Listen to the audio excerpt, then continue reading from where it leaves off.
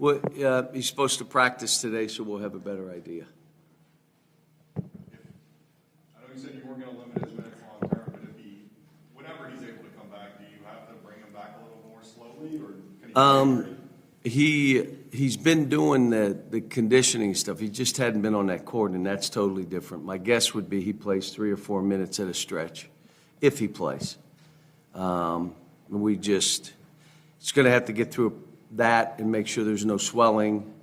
From what I'm hearing, he doesn't have the lift yet. So, but knowing him, he wants to play. But I can't tell you right now. How are your bigs in the meantime? How are you seeing them becoming more assertive with the minutes that they're getting? Well, it's given Lance a chance, and it's given Ugo a chance. Ugana and Lance are 2 different players, and I keep saying, you got to impact the game, or the other guy plays. Now, what does that mean? You're impacting the game, Lance, in a different way than he is.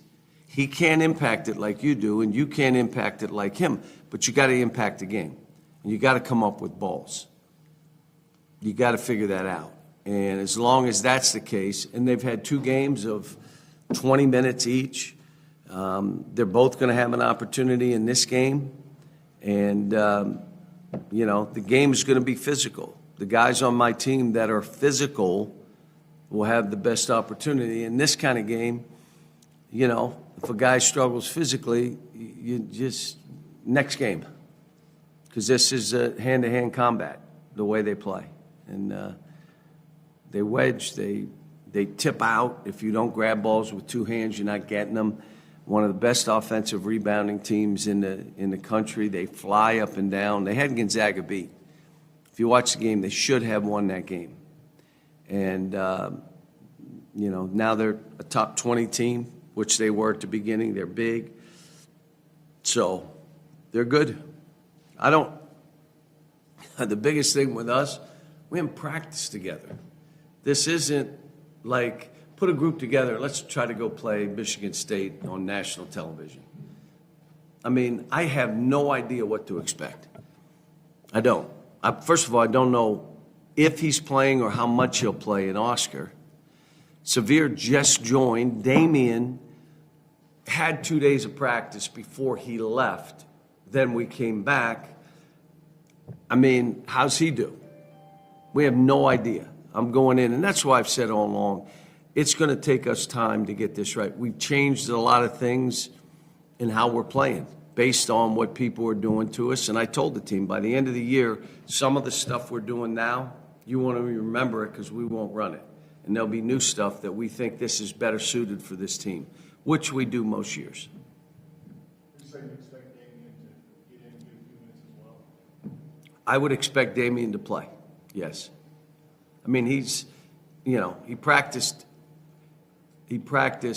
Wednesday and Thursday of last week, and then he practiced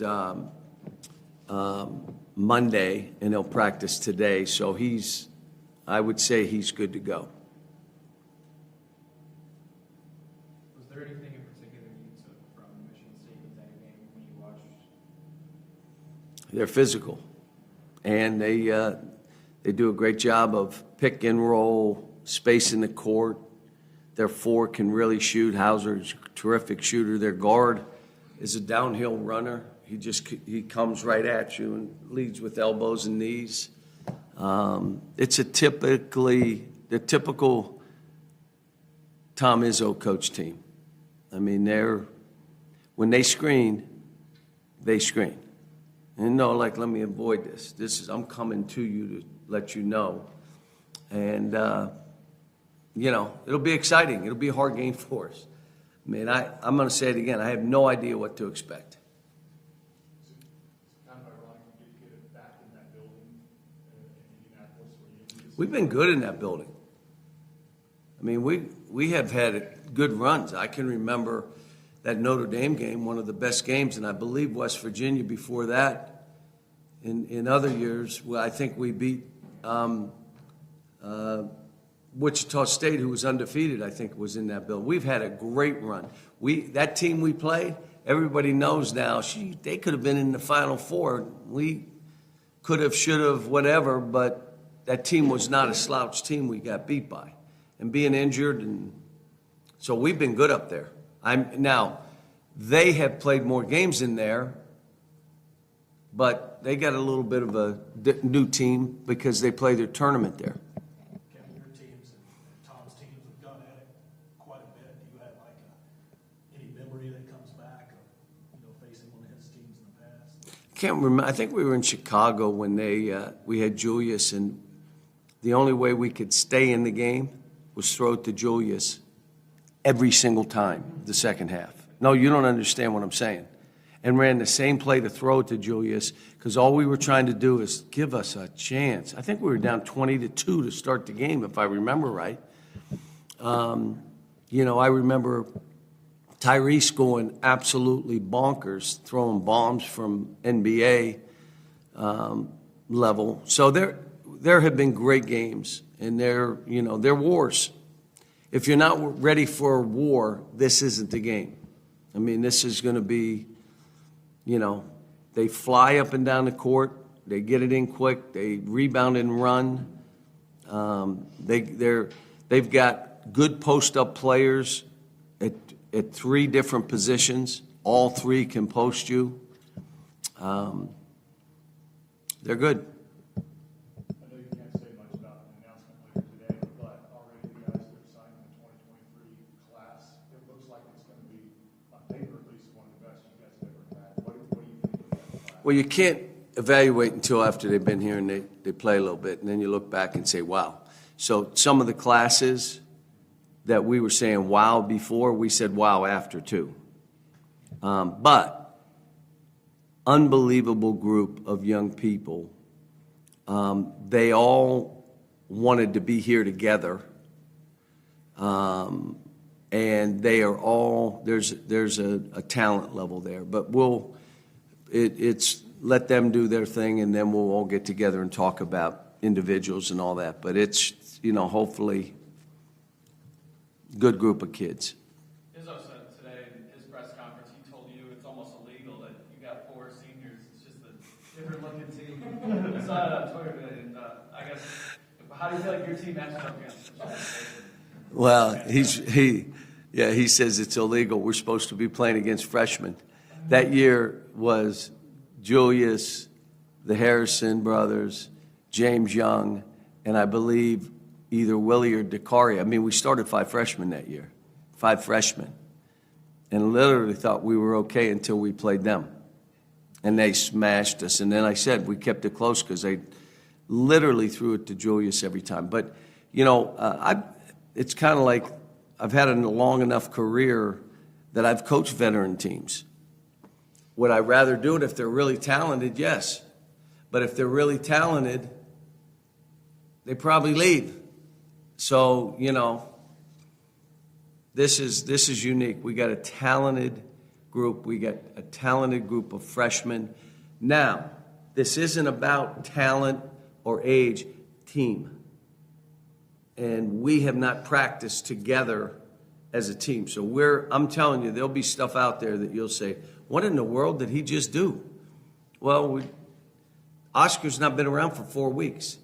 We had Xavier out for like 2 weeks. Damian has been out 2 weeks, in and out. And you're talking 3 players that we could be relying on. But it gave Lance a chance, Ugo a chance. It gave Jacob a chance to play more. It gave Chris a chance to play 3 and 4.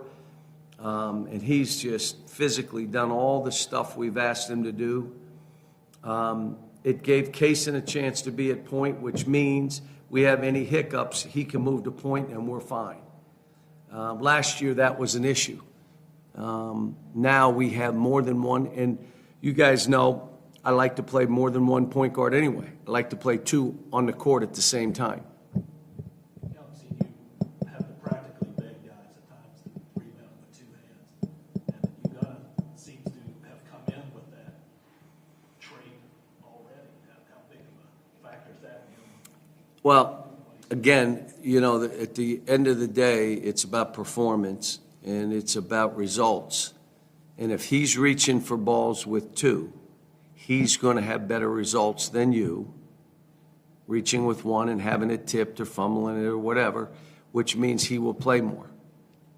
That's just the way it is. I mean, and so we have been, as you know, my whole career, that's what it's about. You rebound with two hands. You're not going after any balls with one.